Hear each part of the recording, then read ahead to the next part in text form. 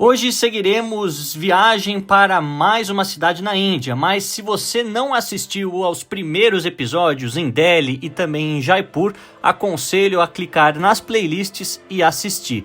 Com certeza isso vai fazer com que você entenda melhor cada um dos vídeos e as informações trazidas nas séries do canal. Já começou difícil o dia, porque o ônibus que eu ia quebrou, obviamente. E aí eles arrumaram um ônibus reserva, mas sem ar-condicionado por 5 horas. Aqui, ó. Abri a janela porque só o vento mesmo para aguentar o calor. E a sinfonia das buzinas, sinfonia das buzinas bem alta já aqui. Ai, Jesus Cristo. Precisa de paciência para viajar na Índia, hein? Muita paciência. Bom pessoal, hoje seguiremos de ônibus mais uma vez pelas estradas indianas até chegar à cidade de Agra, talvez a cidade mais turística e conhecida por cada um de vocês por ser onde nós encontramos o Taj Mahal. Todavia, esta viagem foi bastante complexa por conta de todo o barulho e o caos de um dia bem típico da Índia.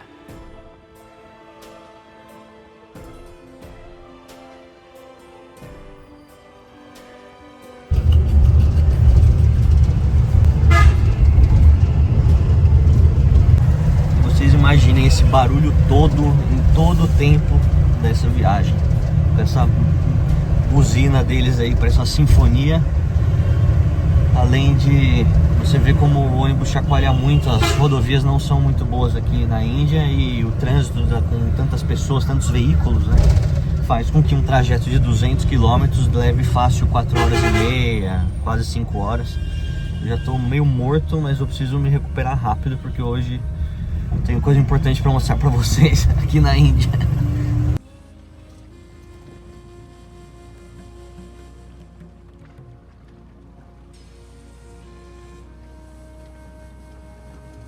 E agora, depois de um banho tomado e um descanso mínimo, chegamos aqui em Agra, uma das grandes cidades do estado de Uttar Pradesh, o mais populoso que temos na Índia, com mais de 200 milhões de pessoas em um único estado.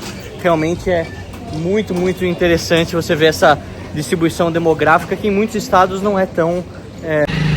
Aqui o trânsito continua sendo uma grande confusão, mas é interessante ver essa dinâmica demográfica que nós temos na Índia. Essa é uma cidade conhecida por ter o Taj Mahal, não ter tem algumas outras importantes edificações históricas, mas uma cidade muito suja, talvez a mais suja das 3 que eu passei. Uma situação deprimente em que vive a pessoa aqui. Vocês sabem que nesse canal a gente não romantiza a miséria, a sujeira, a falta de higiene. A gente se solidariza com os indianos que vivem nessa realidade, mas sem olhar a parte da cultura deles. Acho que o governo tem muito que trabalhar para fazer com que esse país seja uma região própria para a vida, principalmente das crianças, que eu penso que estão em contato com tudo isso. Mas deixando essas questões de lado, vamos agora seguir para uma das 7 maravilhas do mundo, que está aqui nessa cidade, não muito longe de onde eu estou hospedado. E chegar aqui perto do Taj Mahal e poder visitá-lo vai marcar para a minha carreira de viajante a última das 7 maravilhas do mundo moderno que vou conhecer. Acho que ao longo desse vídeo também posso falar um pouco de quão fácil, quão difícil é conhecer cada uma delas. Lembrando que a gente tem uma no Brasil, que é o Cristo Redentor, na cidade do Rio de Janeiro. Temos também outras 2 no continente americano, Chichén Itzá no México, Península de Yucatán, e também Machu Picchu no Peru, na região mais próxima das montanhas, né? No continente europeu apenas o Coliseu em Roma, que é talvez a mais fácil de se conhecer porque está no meio da cidade. E aqui na Ásia temos outras 3. Petra, na Jordânia, lindíssima também as construções. A muralha da China, que também é emocionante você poder conhecer. E aqui o Taj Mahal, na Índia, nessa cidade de Agra. Lá no fundo, acho que vocês já conseguem ver um pouco ele, a câmera lá em cima, uma cúpula. Já consegue se ver o Taj Mahal. Vamos chegar perto e mostrar essa maravilha para vocês. Fui enganado, é uma outra cúpula, muito menor, mas também interessante. Já mostra traços da arquitetura Mughal que temos aqui. Vamos ver se a entrada é por aqui mesmo. talvez para os turistas seja muito mais caro, mas é nada que eu não esteja acostumado aqui na Índia. O importante é conhecer e seguir as regras e ter um bom momento aqui. Afinal, é muito protegida essa região para vandalismo, para qualquer tipo de atentado. Os indianos, eles, pelo menos na preservação do seu patrimônio histórico, na questão de segurança, são muito corretos. E a gente vê que isso tem propiciado com que muitas das atrações sejam locais seguros no mundo para a gente visitar. Ó, a diferença do preço já é bem grande. Para os indianos fazerem o tour completo do lado de fora e dentro do mausoléu, afinal o Taj Mahal é um mausoléu, uma história de amor muito bonita, e vamos contar isso para vocês mais adiante.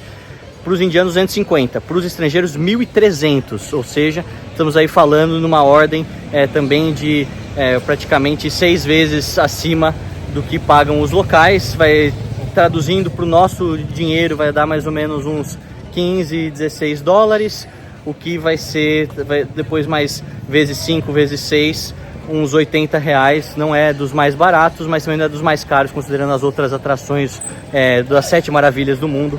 Eles têm que fazer o dinheiro com isso para manutenção, é muita gente, e com os indianos eles acabam ganhando na quantidade, né? Afinal são milhares e milhares de pessoas.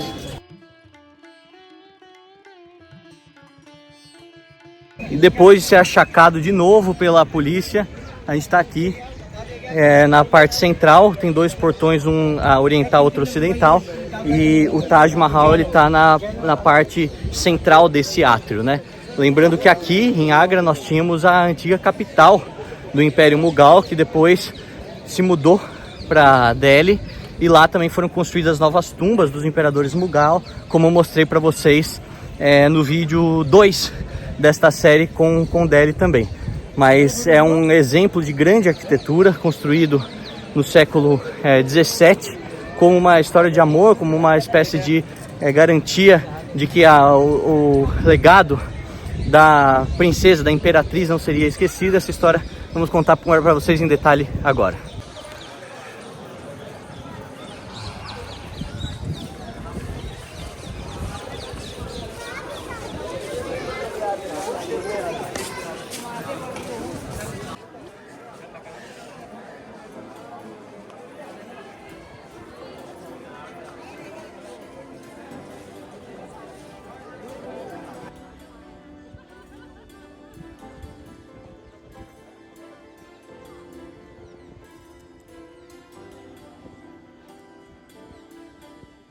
É lindo demais, é uma baita arquitetura, não tenho o que dizer da história, mas eu fico pensando que quem construiu isso aqui, se visse como é o entorno dessa localidade hoje em dia, tá se revirando literalmente na tumba, né? Posso parecer bem chato, mas a gente vê como as coisas são mal cuidadas, escada, lixo para todo canto, um monte de gente, de carro em volta daqui, um achaque muito grande de vendedor, de polícia. Então isso tudo faz com que a sua experiência seja ruim, né? Não é uma experiência de contemplação apenas da beleza arquitetônica, da importância histórica de uma localidade como essa, mas acaba sendo uma dor de cabeça, uma fadiga praticamente constante de você estar tendo que ficar ligado em todo canto para não cair no golpe de quem é que seja, né? De qualquer maneira, vamos continuar andando e contar a história do Shah Jahan, que foi aquele que construiu o Taj Mahal e tantas outras importantes estruturas durante o auge do período Mughal, e o porquê que ele fez este mausoléu para sua esposa e depois que serviria para ele também, né? Muito interessante. Vamos continuar andando aqui. Eu peço às vezes desculpas que eu posso parecer um chato, mas aqui o meu trabalho ele é sem filtro, ele é sem maquiagem. Muitas pessoas sabem que algumas regiões do mundo têm uma fama ruim e acreditam que precisamos falar só dos pontos bons. Eu tenho conhecido pessoas incríveis aqui na Índia, um povo assim muito simpático, mas ao mesmo tempo eu não posso mentir e passar o pano para coisas que dão errado, tipo o tratamento da polícia com os locais e com os turistas, a própria questão da desorganização e da sujeira por todo canto. É um país muito sujo. Quem disser o contrário não veio para a Índia de verdade, não andou 25 quilômetros a pé no coração de Delhi, se perdendo lá no meio dos bairros entre hindus e muçulmanos, igual eu fiz. Então acho que eu tenho algum tipo de legitimidade, pelo menos, para falar. Se você não concorda comigo, não gosta, deixa aqui nos comentários a sua opinião, ou venha para a Índia primeiro para ver se de fato eu estou certo ou não.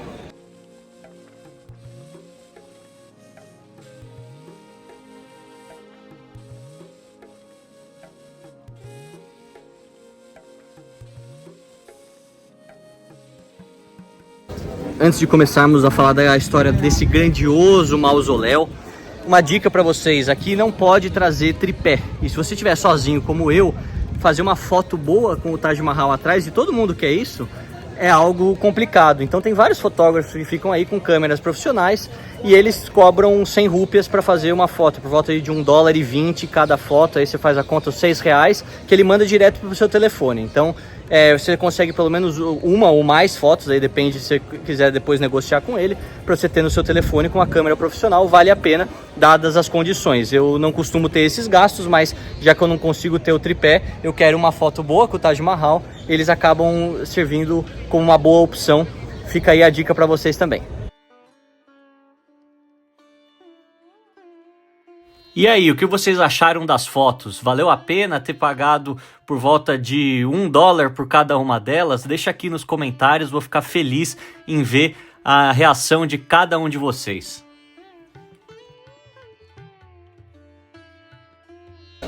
A Índia tem a sua história começando com as civilizações do Vale do Rio Indo, que é comparável, alguns falam, né, com outras grandes civilizações que nasceram próximas de rios, como a Mesopotâmia, né, a Babilônia, com o rio Tigre, rio Eufrates. Aí temos também tantas outras civilizações asiáticas que nasceram na China, através do Rio Amarelo, do Rio Azul, e tantos outros países e outras civilizações que nasceram em outros continentes, como o próprio Rio Nilo, que propiciou a civilização egípcia, etc. Mas é importante dizer que a história indiana, para muitos, começa com o Império de Gupta, onde nós temos já muitas influências indianas, muitas menções hindus com cavernas esculpidas, localidades assim incríveis que você pode encontrar na Índia, que não são tão turísticas assim quanto o Taj Mahal.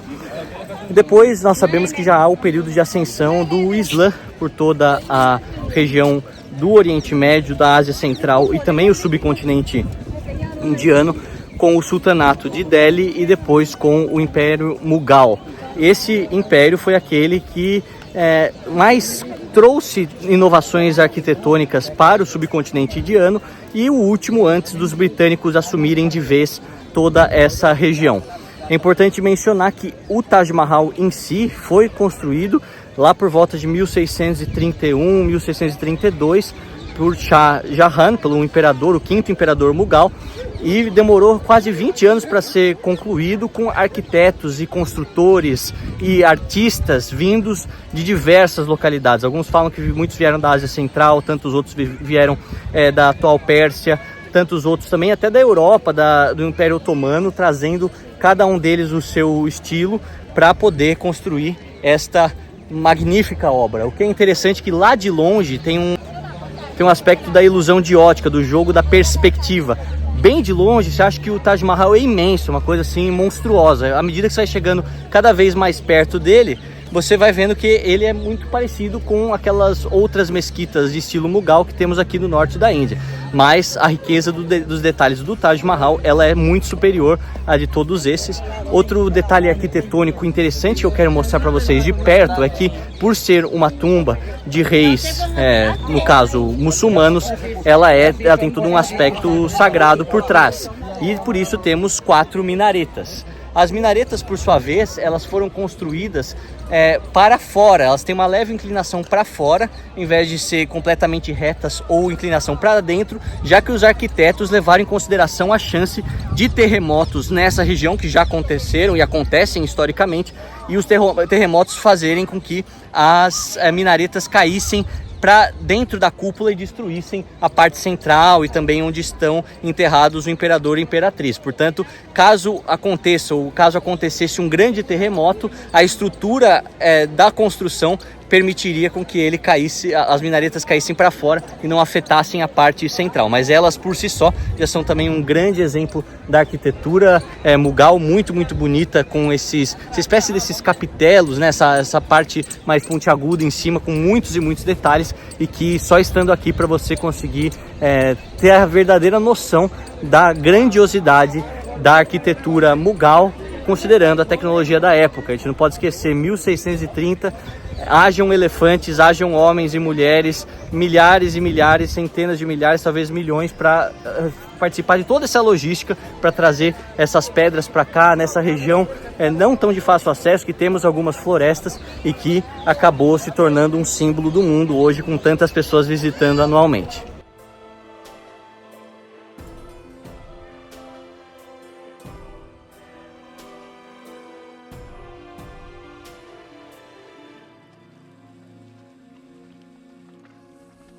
E aqui vocês conseguem ver desse ângulo aquilo que eu falei, que essa minareta, né, o minarete, ele está para fora. O ângulo dele, caso haja algum tipo de sismo, é para colapsar para o lado de fora e não colapsar dentro, causando dano ao mausoléu em si. E isso você consegue ver nos quatro.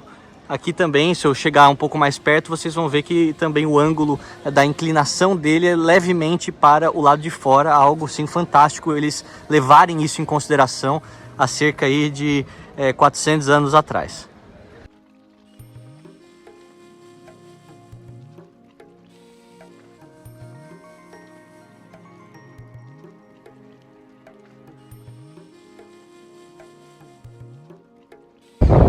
E falam que o nome Taj Mahal tem as suas origens tanto no árabe quanto no urdu, que é a língua falada majoritariamente no Paquistão hoje em dia. E Taj significando a coroa e Mahal o castelo, então seria o castelo da coroa, mas serve como um mausoléu. E muitos falam que é uma grande prova de amor, afinal a imperatriz do quinto imperador Mughal, chamada Mumtaz Mahal, ela depois de ter casado muito tempo com o imperador Shah Jahan, e dando à luz para o seu 14º filho, acabou falecendo no parto. Apesar deles terem tido um casamento arranjado, segundo muitos historiadores, o amor era genuíno. Eles acabaram se apaixonando de fato ao longo da vida, tantos filhos, tantas histórias em conjunto. E quando ela morreu no parto, o imperador ficou desolado, tanto é que mandou alguns anos seguintes começar a construir uma das maiores estruturas que nós temos dentro do antigo Império Mughal e dentro do norte da Índia, o que ficaria conhecido depois como Taj Mahal. Falam que 20 mil homens mais ou menos estavam ligados diretamente com a construção desta enorme edificação ao longo quase de 20 anos, muitos elefantes também, além, é claro, de outras centenas de milhares de pessoas ligadas a esse processo. Afinal, esse é um mármore branco, às vezes não encontrado aqui, e vinha de diversas partes da Ásia, diversas partes do mundo, porque era a mais importante obra daquele momento e necessitava dos mais relevantes, mais bonitos materiais para ser construída.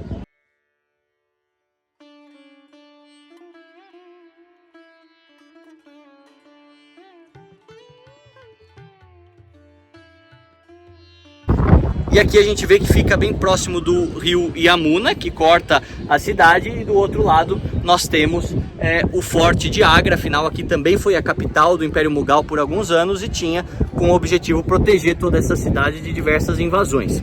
Vale ressaltar que, apesar do Império Mughal ser liderado por muçulmanos sunitas, a exemplo do Shah Jahan e a sua esposa, era um império majoritariamente composto por uma população hindu. Então foi um momento em que os hindus do subcontinente ficaram subjugados a um governo muçulmano. Alguns falam que havia tolerância, outras vertentes históricas falam que havia também grande tensão sectária, mas de qualquer maneira ele foi um império muito importante, muito próspero por cerca de 250, 270 anos, até os britânicos, que já estavam comercializando em diversas partes da Índia com o Império Mughal e outros rajas menores, né, outros reinos menores, vassalos dos Mughais, para tomar o controle definitivo por volta de 1857 até a independência da Índia, com Gandhi, com Nehru, entre tantas outras figuras importantes na década de 40, que formariam a Índia moderna, que passaria por uma separação, perderia os territórios do atual Paquistão e Bangladesh até ser o país que nós conhecemos hoje, vibrante, com tantas culturas, tantas etnias, tantas línguas, e que também tem muitos elementos históricos, arqueológicos de diversas épocas que provam a constante presença de muitos impérios divergentes num mesmo território.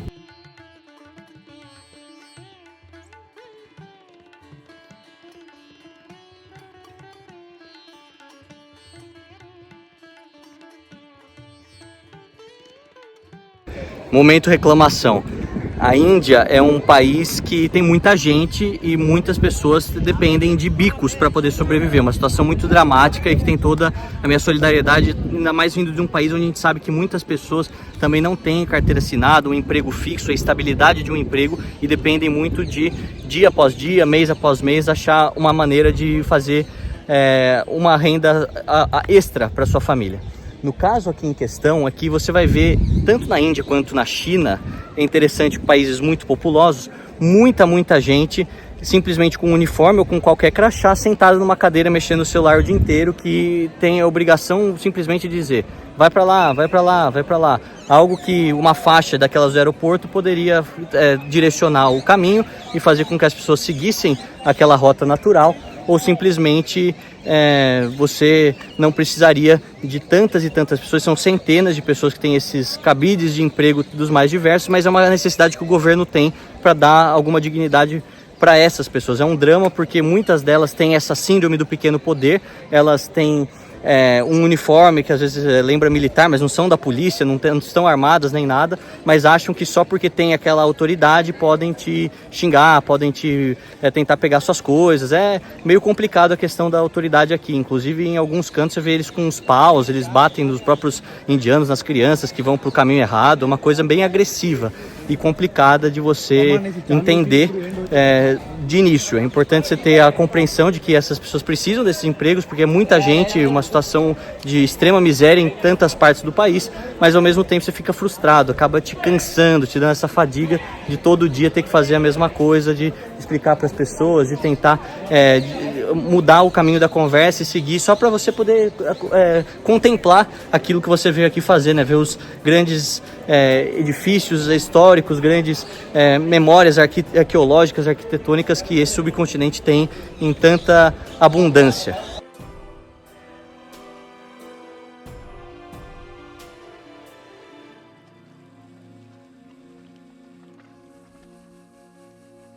E eu prometi falar para vocês sobre as 7 maravilhas do mundo. Acho que eu consigo rapidamente dizer minha opinião sobre cada uma delas e quais seriam mais fáceis para alguém do Brasil visitar. É óbvio que no Brasil, você tendo uma das maravilhas do mundo, a mais fácil é você ir para o Rio de Janeiro e visitar o Cristo Redentor. Não é das experiências mais caras, acho que também por volta de R$80 subir o Corcovado com o bondinho, mas você pode ir a pé. E apesar de ser uma localidade lindíssima, você vê todo o Rio de Janeiro por cima, num dia claro, e o Cristo também ser uma obra muito bonita, uma escultura muito bonita, eu acho que como um aspecto histórico ou arqueológico, eu não colocaria como uma das 7 maravilhas do mundo. Não estou discutindo a beleza, estou discutindo a importância histórica, que foi um presente dado pela França, mostra a relação entre dois países, mas não é de fato uma grande civilização que construiu aquilo lá e fez há centenas de anos. O Cristo Redentor, eu acho, se eu não me engano, é do começo do século 20, tá lá, muito bonito, vale a pena visitar e é uma das mais fáceis. O Coliseu, eu sou suspeito para falar, é muito louco você chegar em Roma hoje, que é uma cidade mais moderna, e ver aquele prédio de 2000 anos, aquela arena de 2000 anos dentro do centro da cidade, e que com certeza também é fácil de você ir. O ingresso, se não me engano, é por volta também de 12 ou 14 euros, vai dar também os seus 60, 80 reais. E muito bonito, é um exemplo de uma civilização grande que foram os romanos. Na América do Sul, a gente ainda tem o Machu Picchu, que é uma das mais bonitas, para mim eu colocaria no top 3. O Machu Picchu é lindíssimo, mas é uma das mais difíceis de você chegar, porque a logística é complicada de você fazer o caminho até Cusco, tudo bem, a voos de Lima, mas depois você tem que pegar acho que um trem ou um carro até o Lataitambo e depois pegar um trem até Fontes Claras ou Águas Claras, não sei, e depois subir com outro ônibus. São muitas horas, é muito cansativo a altitude, mas vale a pena num dia bonito, como vocês podem ver aqui na minha foto, fica espetacular e é uma grande civilização, a civilização dos Incas, como um dos povos indígenas originários da América Latina, um dos mais avançados inclusive. No mesmo caminho segue Chichén Itzá com a sua pirâmide no México, a civilização dos Maias, que é também muito bonito, mas comparado com outras pirâmides que a gente vê no mundo, principalmente as do Egito, não são tão impressionantes, mas revelam também uma importante civilização. Uma das minhas favoritas é a Muralha da China, porque você pode visitá-la em vários pontos. A Muralha da China tem milhares de quilômetros, não é só apenas aquela porção mais turística perto de Pequim, que é a mais fácil de você visitar, mas alguns calculam que inclusive partes que estão ainda meio perdidas na floresta, com matagal, são mais de 20 mil quilômetros. Pode parecer um número exagerado, mas de fato é um número verdadeiro. E desses 20 mil quilômetros, menos da metade você consegue ver de maneira clara na China, e visitar em outras cidades até acaba sendo mais barato, mas é impressionante você andar naquela estrutura medieval de tantos e tantos quilômetros com uma beleza única. Foi uma das experiências mais tocantes que eu tive, também do aspecto de contemplação, né? Petra, outra também subestimada, mas que é muito, muito linda. A civilização dos nabateus, se eu não me engano, eu vou colocar aqui o nome, não vou lembrar, mas são povos de origem do deserto que conseguiram também na pedra esculpir aquelas imensas estruturas tão bonitas, e que você tem tantas visões diferentes daquele complexo arqueológico dos mais ricos do mundo. Você chegando em Amman, não é tão difícil você visitar o complexo de Petra também, a Tours. Eu não sei se é tão... não consigo lembrar o preço agora, se é barato ou caro, mas enfim, é algo que valeria a pena. E por último aqui, o Taj Mahal, de perto é lindíssimo. Esse complexo aqui agora mais bem cuidado, mas a partir do momento que você sai da cancela, você voltou para a Índia, que é uma zona completa, né? Então é complicado a questão da higiene. É difícil muitas vezes você desassociar o local da obra, né? O Rio de Janeiro é outro que eu esqueci de falar, que também tem esse problema. Uma cidade linda, uma cidade maravilhosa, uma cidade muito perigosa para muitos turistas que repensam a sua ida ou não. Então aqui na Índia não é o problema da segurança, mas é o problema do assédio dos vendedores, o problema das autoridades serem desrespeitosas, e também o próprio país ser muito, muito sujo, muito anti-higiênico, com condições assim preocupantes de você aguentar que seja uma semana, 10 dias aqui só para ver o Taj Mahal. Eu acho que não é talvez seja um dos mais difíceis por esse aspecto de preparação física e psicológica, de você ver coisas que você nunca vai ter visto em nenhum outro lugar. Eu sei que eu estou falando com um público majoritariamente brasileiro, português, angolano, moçambicano. Não fui para Angola, mas sei que é um país que tem se desenvolvido cada vez mais e não tem condições de higiene nada nem minimamente parecidas com a Índia. Então aqui você vai ver dejetos humanos na rua normal, como se fosse cocô de cachorro, uma coisa que me assustou muito, e múltiplas vezes.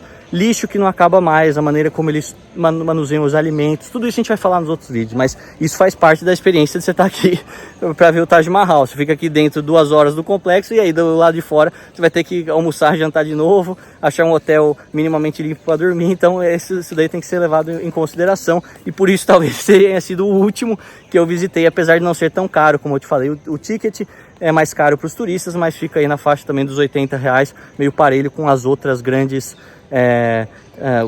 maravilhas que a gente tem no mundo.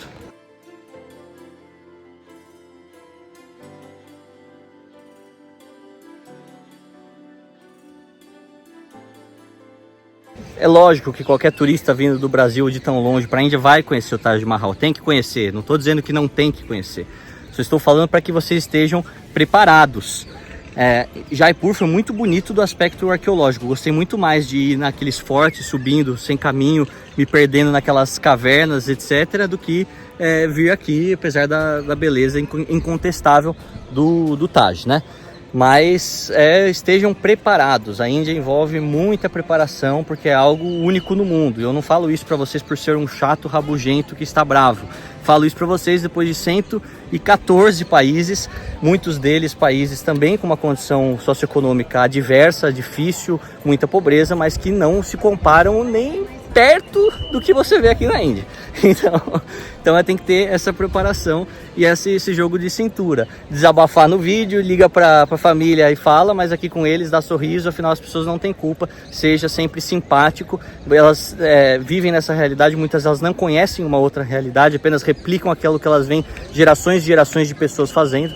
Então é importante a gente ter isso em mente também, para não ser pessoas sem coração, pessoas que são arrogantes de maneira alguma. Vamos sempre respeitar cada uma dessas famílias, dessa população que muitas vezes vive uma situação tão difícil, e que deve fazer com que o nosso coração tenha um sentimento de maior compaixão do que de revolta, porque afinal daqui uma semana eu tô embora, vocês também, caso venham, vão embora. Agora as pessoas que ficam aqui têm essa realidade de maneira contínua, e isso deve estar sempre na nossa mente para ter maior compaixão por elas.